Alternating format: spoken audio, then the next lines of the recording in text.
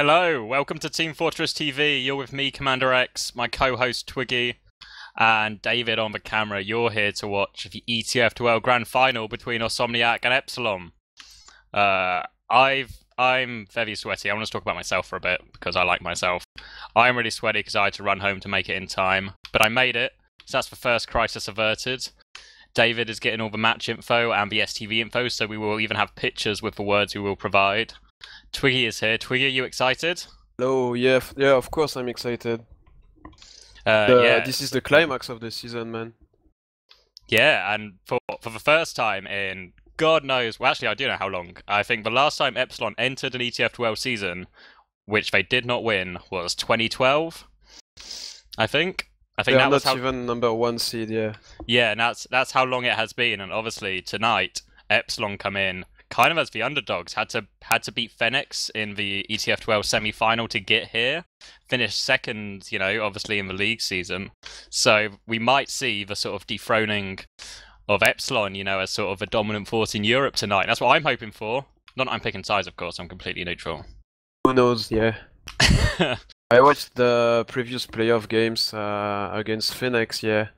They did look a bit shaky. I wouldn't say not strong because they needed to be strong to next off the grand finals, but it was not the usual Epsilon dominance, as you said. Yeah, it was just I don't really know. It's quite hard to, you know, pinpoint exactly where it's going wrong because it's a lot of the same players. Like War seems to be playing well, even though he's new. Like, it doesn't seem to click. You know, they seem to be a lot slower than previous Epsilon teams. Yeah, the German part of the Epsilon team played together for so long and on class that are so complementary on the flank that it should be hard for them to get used to new synergy Kyler and Tech to the team. Surely you're rooting for Tech though? No, surely you've got like you got a big flag with a French flag you're waving in the background constantly throughout this final. Well, yeah, I would prefer to see the old Awsomniac team, like the Frenchy teams in the finals, to like shout French motherfuckers, you know. But I can't really, only because Tech is there. Yeah, well, it's certainly gonna be interesting. Let's talk a little bit about, I guess, the players. Obviously for Epsilon, we've got War and Tech coming in. We got the confirmation about Stark playing, didn't we? Yes, as far as I'm aware, Stark is playing. So we'll talk about Zappis playing instead of Flip. Yeah, Flip did not want to play TF2 anymore, so Flip has bowed out, and in his replace there's been a lot of talk, a lot of rumors, a lot of names being thrown around in like about who will pick up the mantle from Flip and be the Awsomniac scout for NIS and for LAN. And it's going to be Zappis. As far as I know, Zappis is confirmed. He's definitely confirmed for tonight, and as far as I'm concerned, he's confirmed for I-52 as well. They're just sorting out the last few bits, getting him a computer. You know, because that might help at LAN, having a computer. But yeah, he's confirmed. So it'll be interesting to see, like, from what I've seen watching the sort of like practice games that Zappis has been in, like, he's kind of there. His aim's not still, you know, as good as it used to be. He's still like regaining sort of his full potential, you know, being back up to top gear. But he's certainly, I don't know if he's as good as Flip right now, but I think by the time LAN comes around, he'll be as good as, if not better than Flip. But it's all about tonight, really. I don't know if he'll be up to it tonight. Obviously, Bash and Kyler are quite a force to reckon with. Yeah, they could get along quite well. I mean, the Awsomniac team, provided Zappis is used to how ZEBBOSAI play. If I recall correctly, he played with him in Broder for some time. Maybe, I don't know. Broder have a lot of scouts. I'm not really sure as well, but like, yeah, at least he knows ZEBBOSAI well. And I've seen the logs for those games as well, and it wasn't so bad statistically wise. So I would say it will boil down to like, yeah, the flank from Epsilon as the keys. Also, like, what was I gonna say? He's a pretty good sniper as well. Obviously, we're completely in the dark about maps right now. Awsomniac pick for being the higher seed, and then it's losers pick from that point on. So I asked War a few moments ago for the Epsilon Demo Man, and he does not know what the map is going to be, so Awsomniac are keeping it pretty close to their chest until the last possible moment right now. Yeah, hashtag Hearthstone style, where you wait all your turn before playing. Yeah, Zapis played for Broder for some days.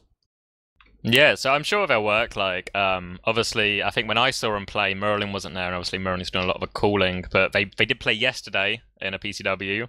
The result of that, Epsilon won 6-4, I think, on Badlands, or 6-3, and then Epsilon won something like 5-0 on Granary.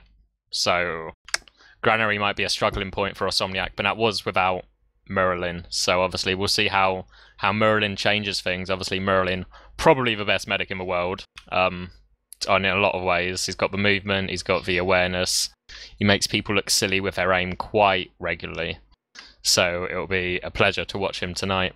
Forgot to say that after making you look silly in the game, he actually makes you silly on YouTube.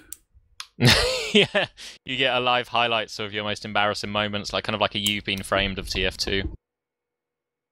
Always a fun part of this community. Like the YouTube presence of the top player is increasing slowly. It's good to see some insights from the community. For sometimes I felt that community was all about. Slowly it becomes more about the personalities on the communities. For example, like with the Dawn movie we saw some months ago. Oh, the little mini Dawn documentary. Yeah. So you think this game's going to be one on the flank?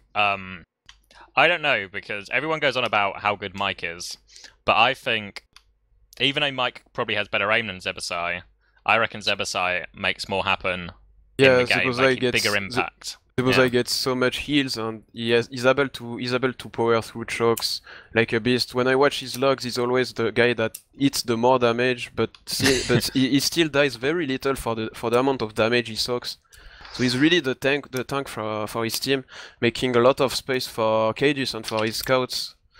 And Mike is obviously really strong, but it's not like ZEBBOSAI can't handle the pressure against him. Same between War and KAIDUS, you know. Sometimes they have their good moments, but overall, KAIDUS surely is better on mids. But regarding the damage outputs, I would say it's pretty even. So yeah, for me the flank is where. The flank is where it'll be. Have I lost you, Twiggy? Yeah, Cool. I'm Wi-Fi casting, so if I lag, it's normal. Oh, okay, no worries then. Okay, yeah, I don't know. I think ZEBBOSAI's either going to make a ZEBBOSAI and Merlin just taking it deep. I think Awsomniac right now on recent performances look a lot more like a team than Epsilon do. Epsilon don't quite have that synergy. They just seem to slow the game down, and I don't know if that'll work for them. You know, it'll like force Awsomniac to make a mistake, or if it'll come out, or if Awsomniac will just be too strong, you know, just overwhelm them with their more aggressive playstyle and ZEBBOSAI's aggressive Ubers. Yeah, we will definitely see some aggressive plays, but it's not like it worked all the time for them in the regular season. Like, they won all their matches, but it's not like they won all the fights they got involved in, you know. And Epsilon is especially good to play a bit safe and wait for the other team to make the mistakes. A lot of times when they win, it actually appears very good to capitalize on what you do wrong. And we'll obviously see a lot of this as the clock ticks down and times is running out. But yeah, definitely I see ZEBBOSAI leading his push against the Epsilon wall, and we will see if he managed to crack through. Yeah. Do we have news about the maps already? No. Awsomniac are still keeping it close to their chest. The server I've been given is currently on process, but I have no idea if that has any relation to anything that's going on. Mind games, yeah. Yeah, like David said, he's just asked KAIDUS, and KAIDUS hasn't said, he hasn't responded. So the mind games are here. Yeah, David just sent me the chat log. He says, "Give me the deets map?" ? KAIDUS says, "Dunno." That was 2 minutes ago. I think he does know, really. I think they're just keeping Epsilon waiting until the last possible moment. So I'm just gonna make a straw poll for it. A straw poll, okay. I think we have some stats. We can do some head-to-head comparisons on who are the better gamers. Let's start at medics. Medics don't always get that much recognition.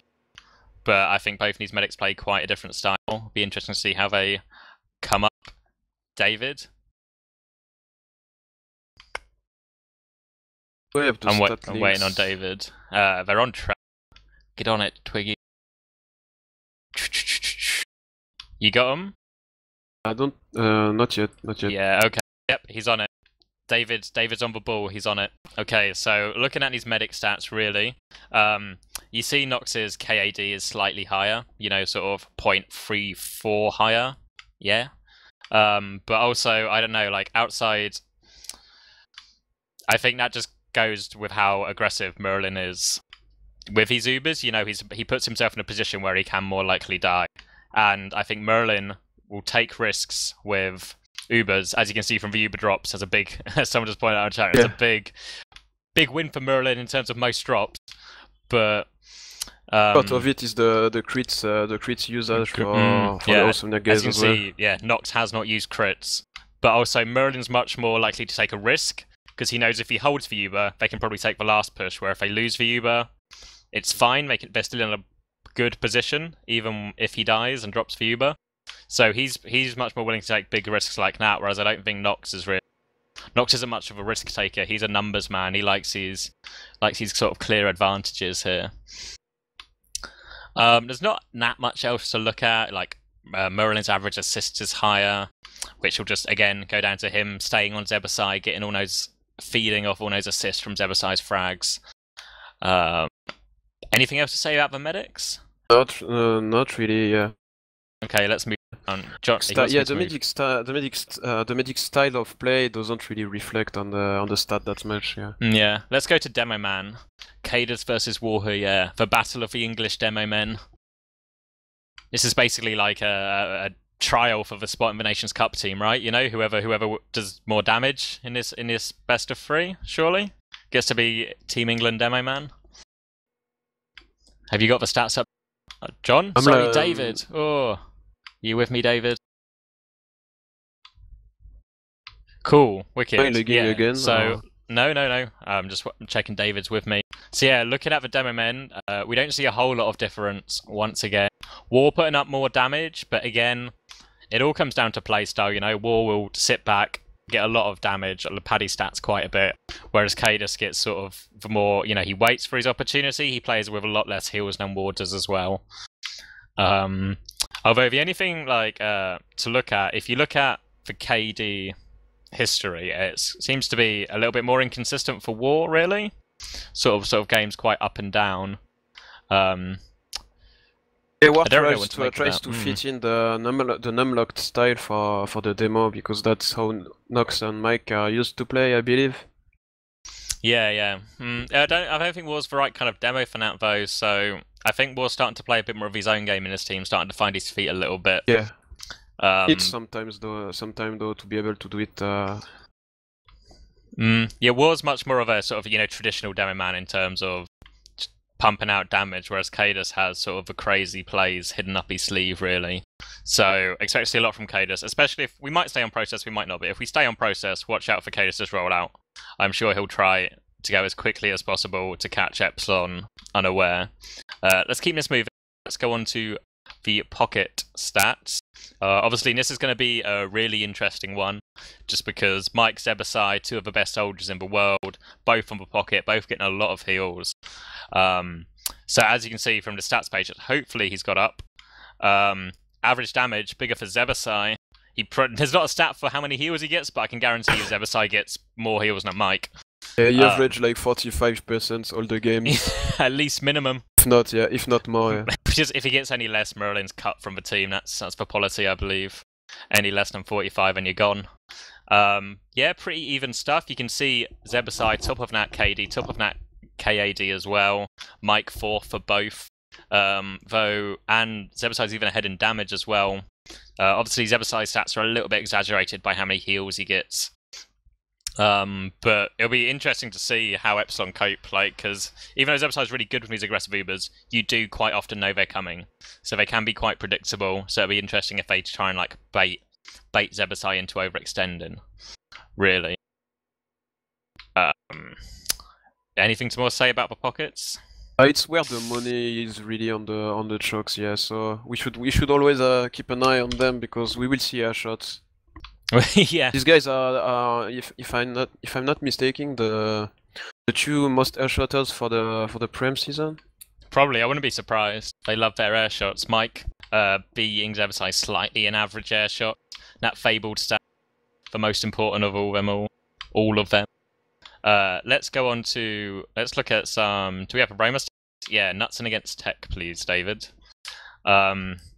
Again, I think I think Tech plays more of a solo role than KNUTSSON, but they're both quite similar in most of it.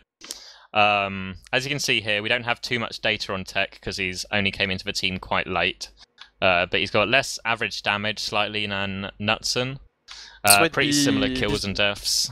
This might be due as well to the tendency of Tech to off-class a lot compared to KNUTSSON.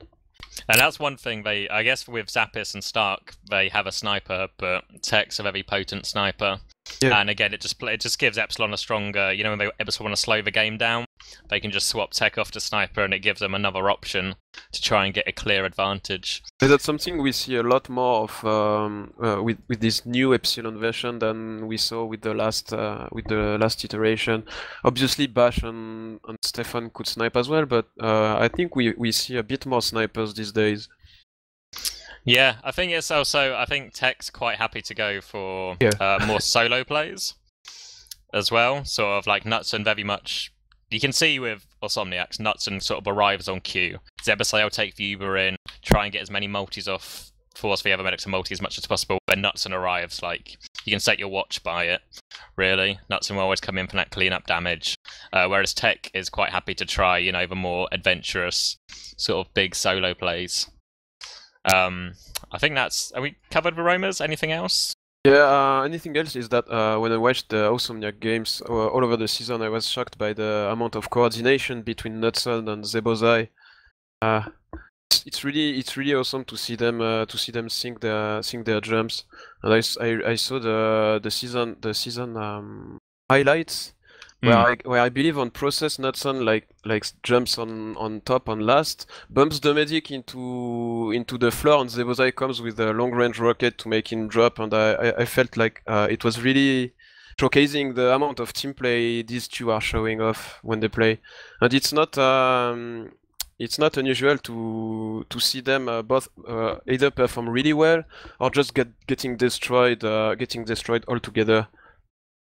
Yeah, I think there was one moment yesterday on Granary where it was like a middle and Epsilon had been backed off into a corner and ZEBBOSAI and KNUTSSON like jumped on them and you thought it was all over and Mike just airshot both of them on their way down. But we'll see how that works out for them. Obviously, like I said from that PCW, Granary does seem like a weak map for Awsomniac. So it'll be interesting to see if when Epsilon get a map pick, if they do get a map pick, when they try that.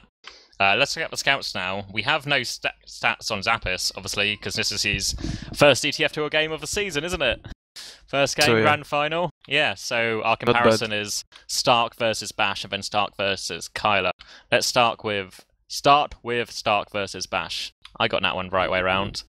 As you can see, Stark has a wicked high KD, really, 3rd, compared to Bash's 11th. That'll be slightly warped just because Stark is sort of a master of staying alive, follow up on ZEBBOSAI's damage, and just generally just being a nuisance and getting behind teams.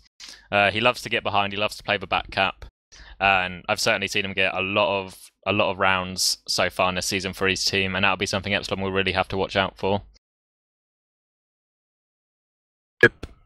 Whereas, are you comparing him to Bash or to... Yeah, okay. My stream is just lagging a bit behind, so...